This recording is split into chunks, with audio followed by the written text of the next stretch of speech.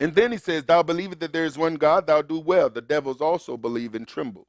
Now you got to understand, because Christians, they say this, and they really, if you don't understand the audience that James is dealing with, think of this, Shema. Now the average Christian don't know what a Shema is, but Shema means what? Hear and what? Obey. Now, here's the thing about Messianics and about Judaism. People put more emphasis on saying the Shema. And it's like, okay, are we going to say the Shema? Now the Shema has become what? A song.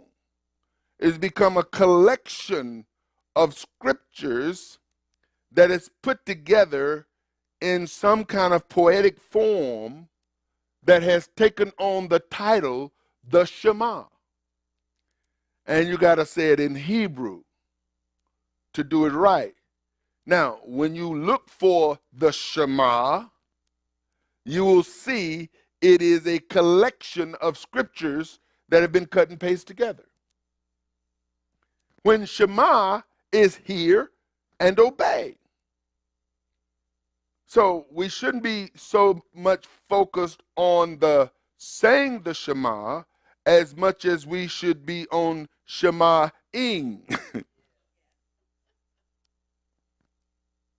James appears to attack Judaism based on its monotheistic view of one God. And that's what he's saying. You believe there is one God? Who believes there is one God? See, in James' day, there was only one group of people who believed that, and that was the Hebrews, the Jews who practiced Judaism. It was the Hebrew, including the tribe of Judah, many of which practice Judaism. And the whole purpose of the Shema is, hear, O Israel, Jehovah our Elohim is one. So what is he write? He's writing and say, hey guys, you believe he is one? So do the devil. And the devil knows, because they know there's not a whole lot of gods. There's only one. And he was bold enough to kick them out. So they don't have a problem believing. They don't believe in no Trinity, no Father, Son, Holy Ghost. These three are one, which is added into the scriptures. They know that there is one Elohim. And James is writing to people who believe there's only one Elohim, and they Shema, hear, O Israel, the Lord our Elohim is one. He says, you believe that? Good. So do the devil. And they know better. They ain't fooling with him. They got enough sense to know not to fool with him, because they believe he is one. They know the outcome of not obeying. And James is putting those who say the Shema in the same category. You say he is one, but do you believe he is the one? He is one. Because if you believe, what would you do? You would obey. See, the devils believe. Why do they tremble? Because they know. They know. That's why they tremble. Seems like the devil's got more sense than some messianics, even though he's lost his mind. James appeared to attack Judaism based on his views. You believe there's one God. God, good, but so do the devil. Again, in fact, they know. Declaring by faith there is a God or faith in God, but not living, displaying that faith by lifestyle, is saying one thing and doing something else. Saying the Shema becomes more important than obedience. And that's unfortunate. Hear, O Israel, the Lord our Elohim is one. Jehovah our Elohim is one Jehovah. That is very clear, found in the Torah. So when James write this, writing to the 12 tribes, they know exactly what he's talking about. The word there is to hear, listen, to obey. It's used to hearken, to hear, to obey, to understand, obedient, to be diligent. These are the words that is associated with this word Shema.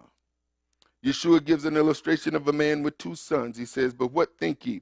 A certain man had 2 sons, and he came to the first and said, Son, go work today in the vineyard. He answered and said, I will not. But afterwards he repented and went. Second son, he came to him and said likewise, and he answered and said, I go, sir, but he don't go. Yeshua wants to know, whither of them did the will of his father? The one who said he wouldn't, but did? The one who said he would, but didn't? Because see, Yeshua is speaking on the fact that the children of Israel, when they received the Torah, they said, Moses, you go get it, and whatever God says to do, we will do. But then they didn't do it. And so he's saying, the first, Yeshua said unto them, verily I say unto you, that the publicans and the harlots go into the kingdom of Elohim before you. One, for James came unto you in the way of righteousness, and you believed in him not. But the publicans and the harlots believed him. And you, when you had seen it, repented not afterwards, they might believe him. Now, here's the thing that I know, and those of you who deal with people in the world, I'll tell you, I have a lot of respect for folks, prostitutes, folks out there who are hoodlums, who say, listen, man, I don't play with God. I don't play with God. If I'm going to go to church, I'm ready to make a change in my life. I ain't ready to do that, and I ain't going to be up in there playing. Now, that's an indictment, because they're saying, with their statements is that we've seen a lot of you church people, and y'all playing with God. I don't play with God.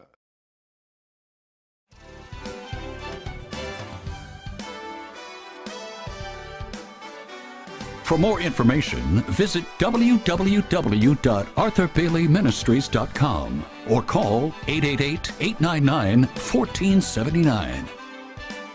This program is made possible through financial contributions from viewers like you. Thank you.